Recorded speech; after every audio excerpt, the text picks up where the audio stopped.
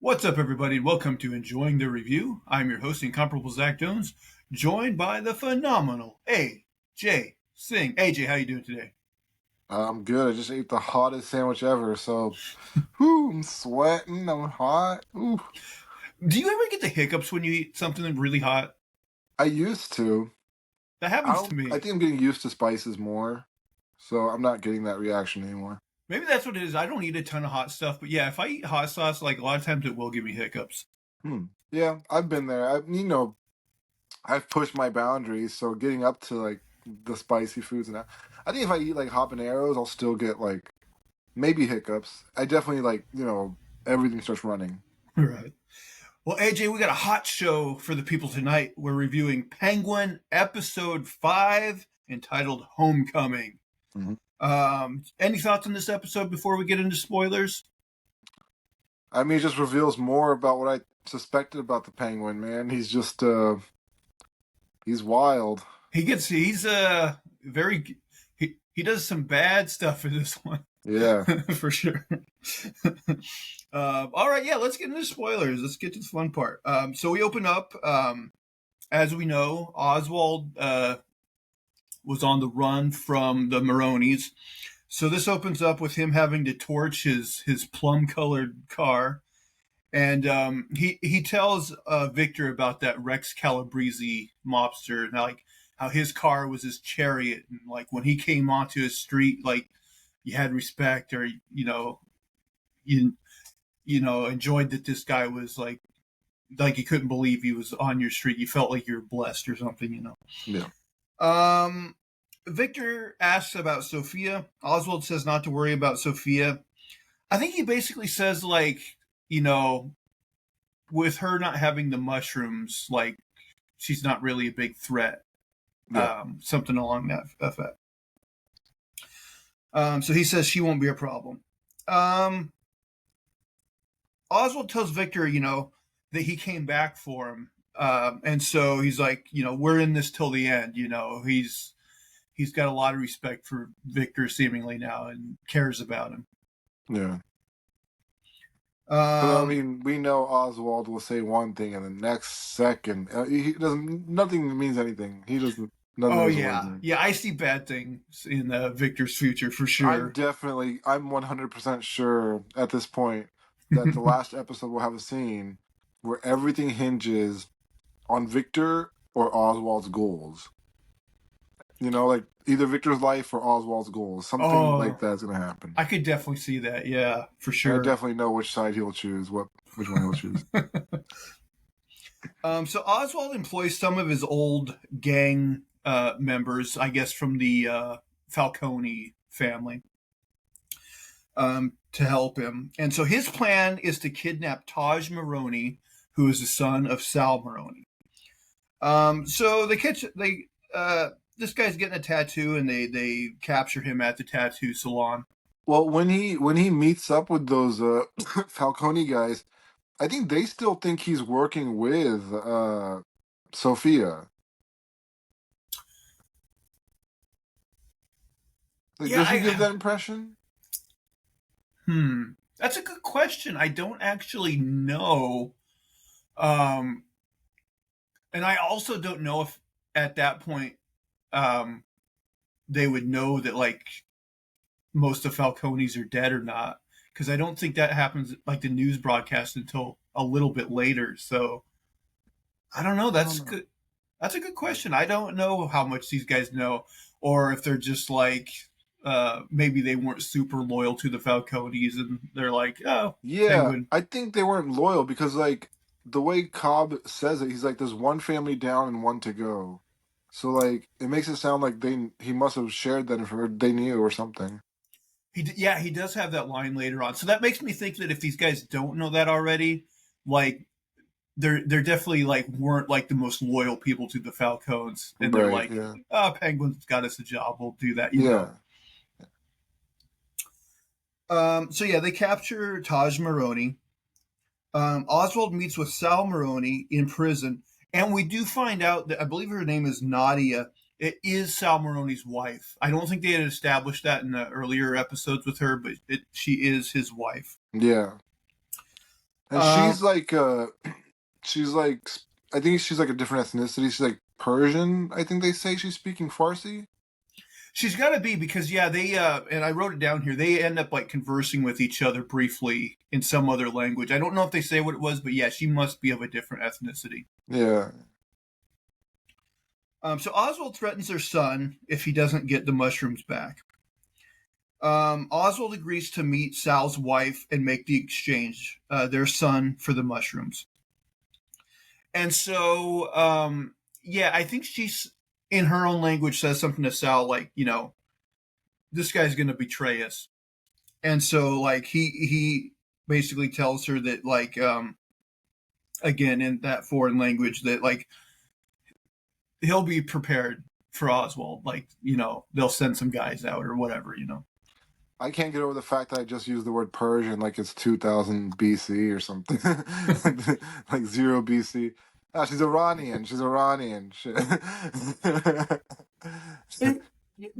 Is that a term though that people take offense to? Because I mean, there's like offensive. It's just like who's Persian? It's just like an old term. Yeah, it's an old term. Yeah, it's like calling somebody Babylonian or something. It's just, I mean, they still had like the Prince of Persia game, so I mean, I guess that makes more sense.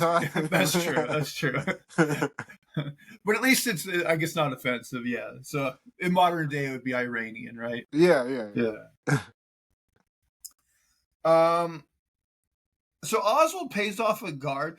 I gotta say, I don't know prison lingo. He said something about a red jacket, so I'm like, oh, okay. He told him to attack somebody. I didn't know what that meant. Apparently, it means stabbing somebody and making them bleed, and then they get a red jacket. Yeah, I had to look that up too. Yeah, I figured that out from what happens later on in the episode. But when I heard it here, I was just like, oh, he paid a guard to do something to somebody in a red jacket. Like I've never heard that. That's term. What I thought. I was like, do people have jackets in there? They're like different colors or something? That's what I was wondering too. Are they giving some of the prisoners red jackets? Like what's going on? So yes, shows how much I know about prison talk. Now, if he said prison purse, I would have known what he was talking about. Right, yeah. So on his way out of prison, Oswald sees a newscast that tells how all the Falcones died of the gas leak in the house. So now we cut over to Sophia. She's been being interviewed by questioned by the chief of police, who I wrote has an unusually high voice. Didn't that guy have a high voice? He had a weird voice. Yeah. I think he had a small part in the Batman movie, and I think I thought the same thing then. I heard about that, yeah. What's with this guy's voice? Yeah. It's like he has helium or something. It's weird. So Sophia tells the chief of police that her and the little girl Gia went outside because her uncle Luca and Johnny were arguing about Tina and the whole affair between them. She also tells him that Johnny must have left last night because, like, the chief says, we found everybody, but we didn't find Johnny. So she's like, oh, they fought. He must have left. The chief tells her that this looks very suspicious, like everybody dying except for her and everything. And she says something like, isn't it unusual for a chief of police to, come to a house call like this, He tells her that it's a new era and the mayor wants scum taken off the streets.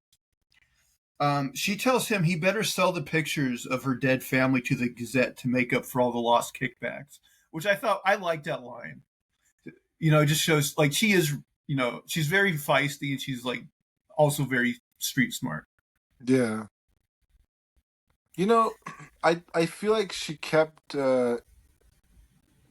control of the situation. Like she knew that leaving Johnny Vitti alive would make him a suspect, right?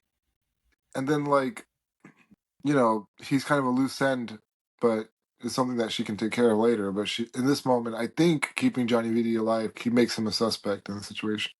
It's probably part that, and part, as we'll see soon, is like she is going to use him to get some money as well. Yeah.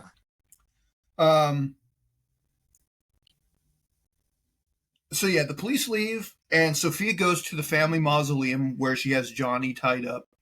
She tells him that she needs untraceable cash, and she wants him to show where her father put it. She knows her father has some untraceable money stashed somewhere, and she wants it. He refuses, so she pours cold water on him to torture him because it's like really cold in that mausoleum. Mm-hmm. Now we get a scene between Eve and Oswald. Eve is scared that Sophia will come after her now. She also saw the news story about what happened.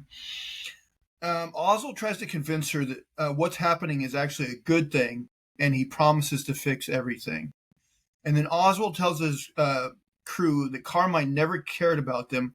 And like you were saying earlier, Sophia did them a favor because now there's one family down and one to go. So Oswald tells Victor to take care of his mom because she is what keeps him good. So this makes me think his mom is definitely going to die.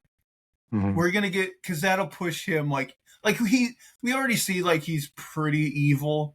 But now that he said that line, I'm like, okay, his mom dying is going to be the catalyst for him going all the way over to the Penguin side, you know? So back in the mausoleum, Sophia kind of taunts Johnny while he's like shivering and freezing. He tells her that her mother was going to leave Carmine on the day that she discovered her body hanging from the ceiling. He said he was going to help her mom get away from Carmine, but she never showed up. He says he felt bad because he was the one that introduced her mom and Carmine. He said she tried to leave once before, but she went back because of her kids. Johnny tells her that if she's going to survive, she's going to need more than money. She's going to need respect, and that he can help her get that respect. And he also tells her that he couldn't help her mother, so she should let him help her. Okay, so now we get the scene where Victor goes to Oswald's mom's house. So she left a hot burner on, and she's having an Alzheimer's episode or dementia episode.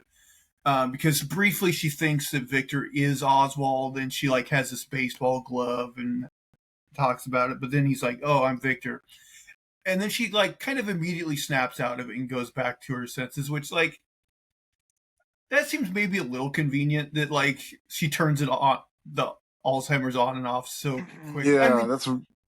I get people with dementia, I think, do sometimes have episodes like that, but I don't know. I think maybe it's a little with her, like we've seen her like turn it off and on pretty quickly now, like in 2 different episodes. She can snap right out of it. Yeah. So yeah, she comes out of it and asks him what Oswald is up to, and he tells her that he's making a move against the Maronis. She asks about the Falcones. He tells her that they are all dead. She asks if Oswald did it, and he lies and says yes. She can tell that he's lying, but then he swears no, it is the truth, and that he's there to look after her while everything is going down. And after he says that, like, then she does seemingly like buy into him a little bit. Mm-hmm. So the guard Oswald paid stabbed Sal Maroni in prison. Like, that's where I was like, oh, that's what the red jacket thing means. Okay, this is one big problem I have with this episode. So we're going to later find out that in this scuffle, Maroni came out on top and he got the keys from the guard and broke out of prison. Are you telling me, like, you know that Seinfeld where they're like, yada, yada, yada over the best part? They did a yada, yada here where I'm like, really? You're telling me that jail was so easy to get out of? He got one set of keys and he just out. And like, we didn't see it, but we're supposed to believe he just magically got nobody out. Nobody could overpower a guard at any point and just get the keys and walk out then? Like that wasn't ever a plan for anybody? All these psycho killers. Was this Gotham, by the way? Was this like their like Arkham Asylum? I think this is like Blackgate Penitentiary. But so I guess Blackgate's like a soft place to be. It must be. I mean, yeah, that's a big problem I had with this episode is like, this show is fairly realistic, like it is in a comic book world, but it's been portrayed fairly realistically. And this prison when Oswald comes to visit him and stuff, it's portrayed like a maximum security prison, not like a minimum security like Wonderland or something. And we're to believe he got that set of keys and just like, oh, I'm opening one door and I'm strolling out and there's no guards or cameras on the outside. I'm free to go. Okie dokie. Yeah. So that was weak writing, in my opinion. Oswald goes to the meeting place to trade Maroney's son for the mushrooms, which is, I guess, in like I don't know if it's like a car park or something like that, or maybe some sort of warehouse. So he takes her son out of the van, and his mouth is taped shut, and he's covered in some sort of liquid, which I figured it's got to be gasoline or whatever, So Nadia springs a trap, and her men start to shoot at Oswald, and he's got one like guard with him. And apparently the Nadia's men are bad shots because Oswald and his guy are able to fight off all of them. Like, yeah, Oswald is he's got that plot armor, he's just invincible.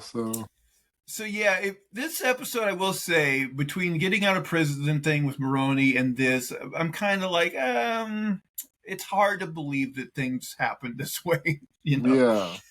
Because they had several guys that had the upper hand. I honestly could have probably just came out silently and shot him. And yeah. Yeah, they could have shot him to begin with. They would have been totally fine. They didn't need to do any of that stuff. Yeah, totally. So it's revealed that the liquid on the sun is like gasoline or something flammable, and Oswald lights up a trail that ends up like burning both him and Nadia to death in a very gruesome fashion. One thing though is like once she touched her son, like she should have been able to smell like, oh man, you're covered in gasoline or whatever. A mile away. Like you should start running. Like this could go really bad. Like yeah. Like so that's another thing that I was like, oh, don't just stand there and hold your kid who's doused in gas. The whole time. She had the whole time. A lot of time. Like once like gunshot rang out, they should have been running. He could have easily survived that whole thing. They could have gotten out of there. Or at least she could have. And actually, honestly, once Oswald like took out his lighter, if she would have ran, like she would have, like her son would have died, but she would have lived. Well, Oswald probably would have shot her. Even though, like at that point, there's a shootout. Like you can get him, like away from the trail. At that point, I think, like you can get him. Yeah, that too. Yeah. Now that we're going over this episode, like I didn't realize it quite when I was watching, but now that we're going over it, I'm like, this episode probably has some of the biggest like either inconsistencies or leaps in logic. It's not quite as tightly as written as some of the other episodes, I would say. Mm-hmm. Still enjoyed it, but yeah, some of these things are like a little cheap. So all of a sudden, the fire suppressors in that building go off, and Oswald and his the man with him drive the mushrooms out of the building. When he gets back to where he goes, Oswald realizes that the fire suppressors ruined all but 2 buckets of the mushrooms. So most of those are gone. Oswald gets a call from Sal Maroney, and here's where we find out that Sal was able to break out of prison. Maroney tells Oswald that he's going to come after him, and he says, you're cooked. And Oswald's like, well, speaking of that, try to call your wife. And it tells him that he stole from the wrong guy. Still, that line is like pretty messed up. But well, even when he set them on fire, like the way he like stood around and like watched it, like that's the other thing. Yeah, that's the other thing. He kind of got like a smile on his face when he was watching him burn. So you can kind of see. Out of it. Yeah, you can kind of see like he's getting progressively like more evil. I mean, like you think about it, that's the mother and son. Like he set a mother and son on fire, and she wasn't even. They didn't do shit to him. Yeah, not really. yeah, the son. I mean, he seemed like a bit of like a d bag, but like he didn't do anything to them. And like, Yeah, yeah, I guess the mother was like involved in the family business, but she never did anything like terrible to him. yeah. I mean, I guess she did spring that trap on him, but I don't. Mm, But still, yeah, pretty bad. yeah. Um, Oswald calls Victor and tells him to drive his mom somewhere safe. So now we get a scene with Sophia. Sophia is visited by her doctor, Dr. Rush. He basically says, he knows Sophia took out her family and he wants to be with her and see what comes next. So this guy is definitely revealing himself to be, like we've said it all along, this guy seems creepy. So Hmm. now, I mean, it definitely seems like he's physically attracted to Sophia, right? Yeah. But also, he's got to be like somewhat, you know, of a sadist too, or something, where he likes to see people in pain or something like that. It seems that way.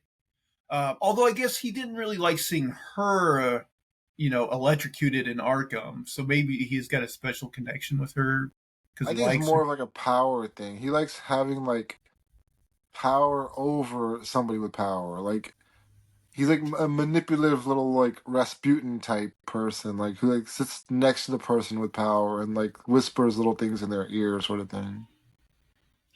Yeah, something like that. I seen. I guess some people online were speculating that maybe he is like some sort of established villain. Like maybe he's this universe's version of the Scarecrow or something like that. But I I don't really see a need for them to do something like that. I could just see him being like an original character made for this show. I don't necessarily think he's like a bigger name like He villain. could just be like, yeah. Well, if he becomes like a bigger character, like over time, which I think he will, I imagine they might tie him into some sort of comic book character. Like there's a lot of Easter eggs in these shows. It seems like. Yeah, that's true. They could like I guess I wouldn't be surprised either way necessarily, but my guess is he's just like an original character they made up for this show. Mm. Um so Sophia and the doctor go into a room full of mobsters. I guess some like guys that have worked for the Falcons. And Johnny is basically posing as her underboss, and he tells him, shut up, show the woman some respect, and listen to her. Mm. So she confesses to them that she killed the family, and she's glad they're dead. She says that going forward, she is going to take her mother's last name, Gigante, and that her father's name and legacy are dead. And the She whole time, Johnny Viti's like making these faces, like I don't like that. I don't like that. Right, Like you can tell, like yeah, yeah, he doesn't like her like telling them this, and you can tell yeah. it. Yeah, you're right. She promises that this new family won't treat all of them like cannon fodder like her father did. She also says that she intends to end the war with the Maronis. So this, because you were right, Johnny kept making faces, and here he actually kind of butts in and starts to criticize her. And I don't remember exactly what he says because quickly she just like takes out a gun, shoots him through the head, and makes an example of him right He there. was like, "Let's not be hasty" or something. Like I don't know, something about like, well, let's something about yeah. Yeah, something But like that. um, I think she was gonna kill him anyway because in my eyes, he was still another suspect for the gassing anyway. So like now in front of the cops, he's gonna be missing, run away, disappeared after the gassing. I think it was a smart play in that way too. Yeah, yeah, you're right. Because if she would have killed him in the house, like not only could he not help get her the money or whatever, but you're right.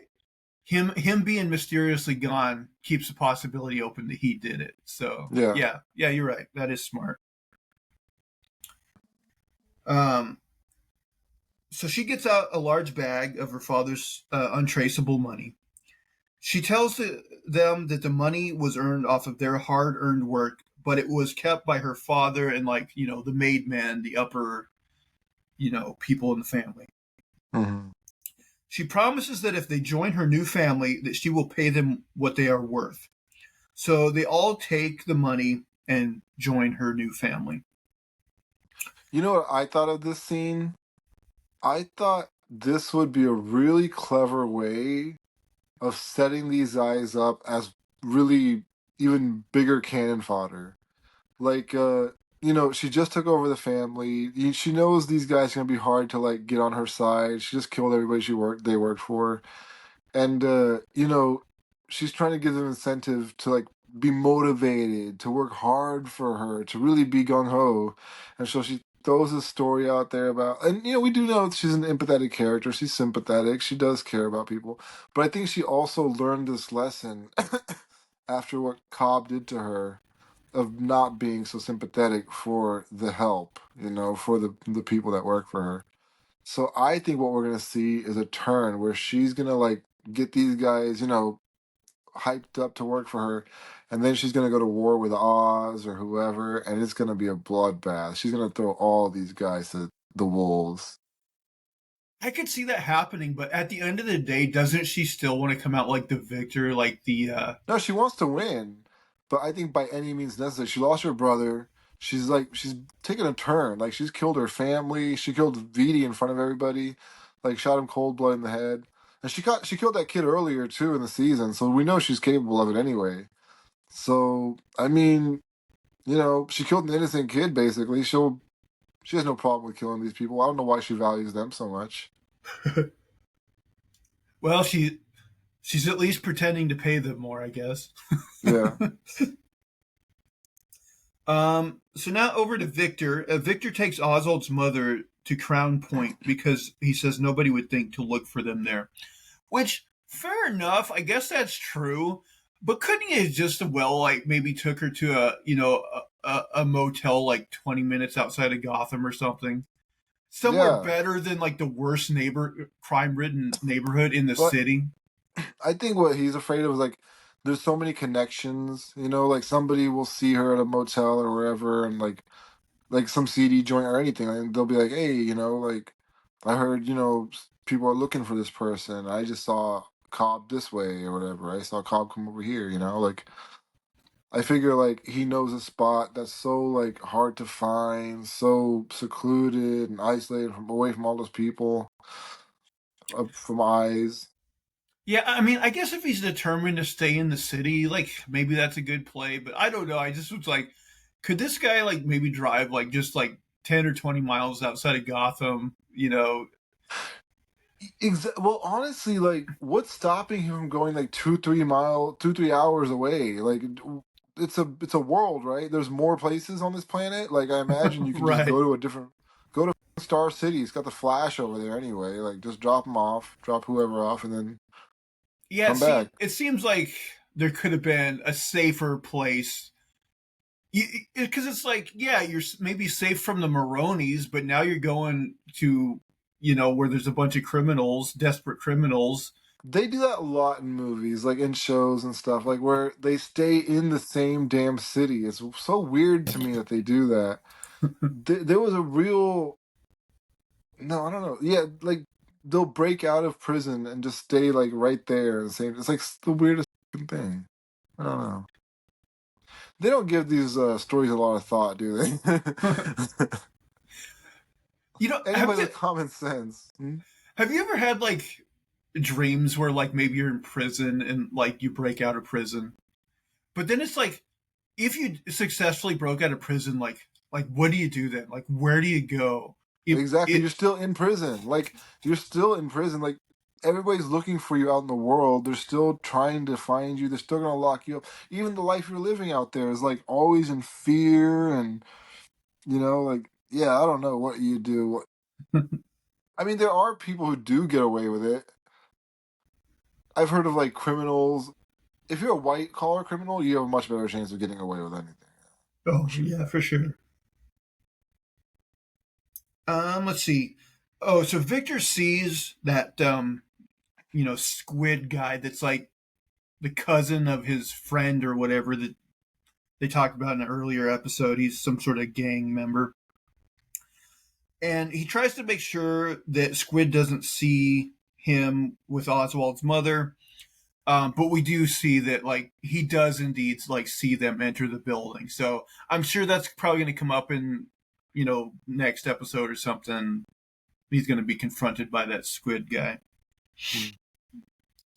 Hmm. Oswald tries to get Eve to go with him, but she refuses. Um, Hey, doesn't Oswald? Did we talk about this? Doesn't Oswald look like Paul from Spin City?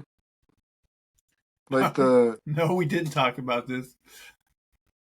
he looks like that Paul guy from Spin City. Do you know who I'm talking about? It's been a long time since I watched Spin City. I'm not sure who Paul was. He was like the fat guy with black hair. He's an annoying voice.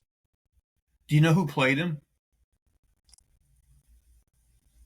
I can look at. I'm using my phone right now as a Oh, thing. okay. Yeah. No worries then. Mm-hmm. Let's see.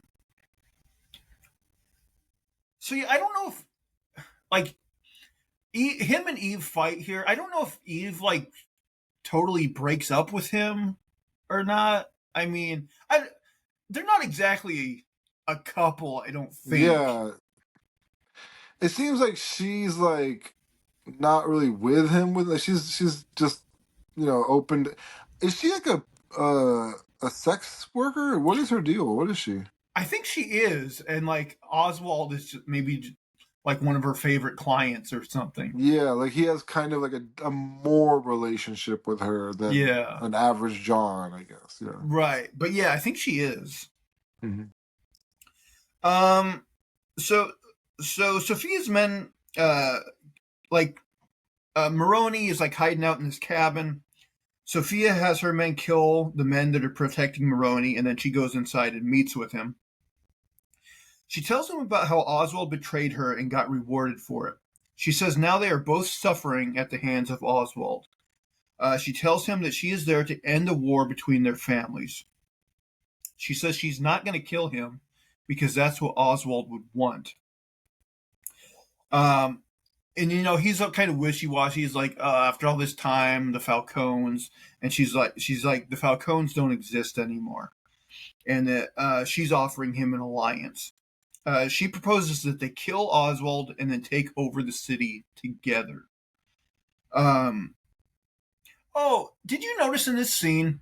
Because we've seen like before, she has like the scratches around her neck. I noticed in this scene, like her shoulder was all like messed up and scarred up, and I couldn't remember. Like, did they establish that happened in Arkham?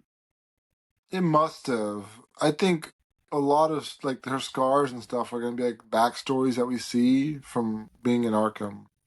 I just couldn't remember if that's one they already showed, but like, yeah, her shoulder was like really like messed up, and I was like, oh, I didn't remember like seeing that before, but okay. Mm-hmm. So now, Oswald shows up to the apartment in Crown Point, and he lays down by his mom. He apologizes to his mom and says that this is only temporary. She says that he has big dreams like his father, but he says he's nothing like his father. And that's a backstory. I don't know if they'll ever tell, but it sounds like, his father probably was kind of a deadbeat or something, not a good guy. Yeah. She pushes him off and says, what kind of man can't take care of his own mother? Victor asks Oswald what happened to his brothers, and because he saw like the catcher's mitt or whatever. And he said the city took them just like it took his family. Amongst like his mother's possessions, there's this jar of coins that like I get the feeling are probably coins that he and his brothers like collected when they were young or something. And he spills it out, and there's like this old transit token coin. So Oswald takes Victor to the old underground transit system, and it has a bunch of tunnels in it. And he says the tunnels will give them access to the whole city. He finds a generator and turns it on, which lights up the place. This is another kind of convenient thing that there's a gas-powered generator down there the gasoline isn't so old that it's gone bad. Like it still Mm. starts. Like because like either there's been people down there recently or that generator really shouldn't work. One of the Yeah, two. doesn't gas stop working after like 6 months or something? Like Something like it's that, not. yeah. Yeah. Yeah. So I don't know. Another semi convenient plot point. He says it'll take a lot of work, but the place is damp and perfect for growing mushrooms. He says that this place will be their new base of operations, and then the generator goes off and the lights go out, and that's how we end the episode. But now he has a plan that if he can fix up that tunnel system, it would be a great distribution center, both growing Mhm. the mushrooms and distributing them through the tunnels. Um, and presumably staying off the cops' radar that way a little bit. Right. So, this makes me wonder because, like I said from the beginning, I thought this will probably only be a one season show, but they really are building a groundwork to where it seems like they could go more seasons, possibly. I see it differently. Well, I'm predicting an outcome. I don't know if it's gonna happen, but what I'm predicting is that we're gonna just see the escalation of how Penguin becomes the Penguin, right? Like, um, I think in the last episode, he's gonna make a choice where Vic has to die for him to get to where he wants. I think his mom is gonna die for him to have like lose any inhibition that might have been there.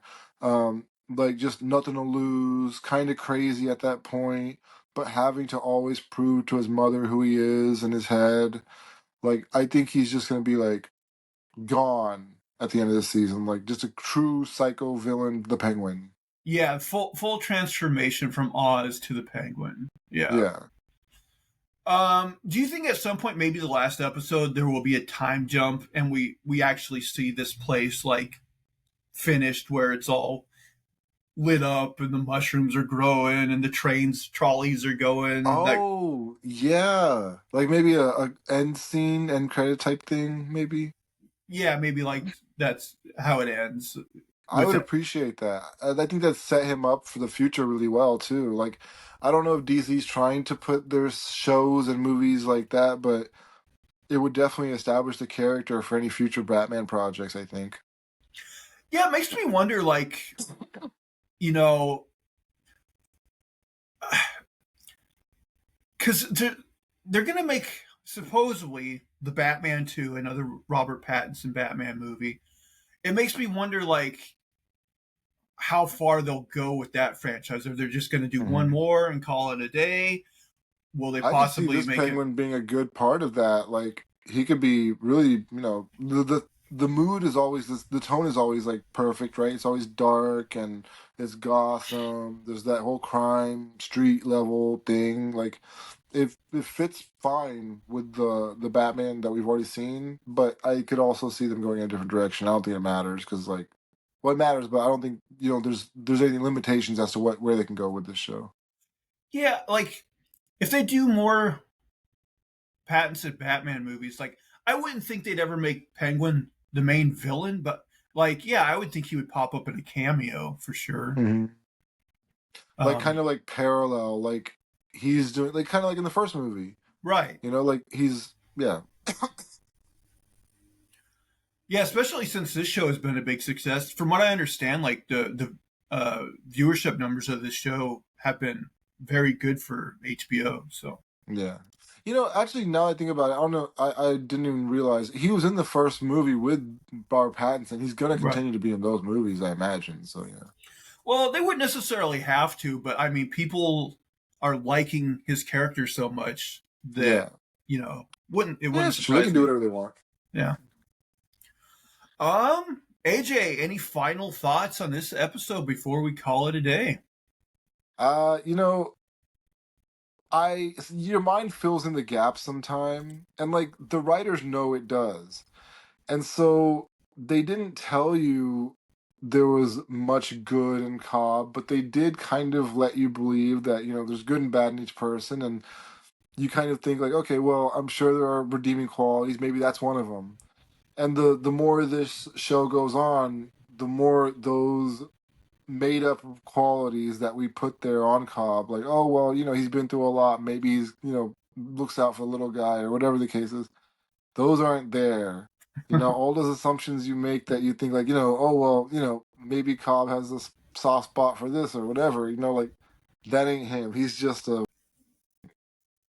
he'll do whatever it takes. I mean, I get the sense that they want to at least lead us to believe that, like, there is a spark of decency in him, and that's kind of shines through when you see him with Victor at points and with his mom at points. But I don't like, know. I don't know what to believe. But just like we've been speculating, like by the end of this season, I think we will see him go full selfish penguin. Yeah.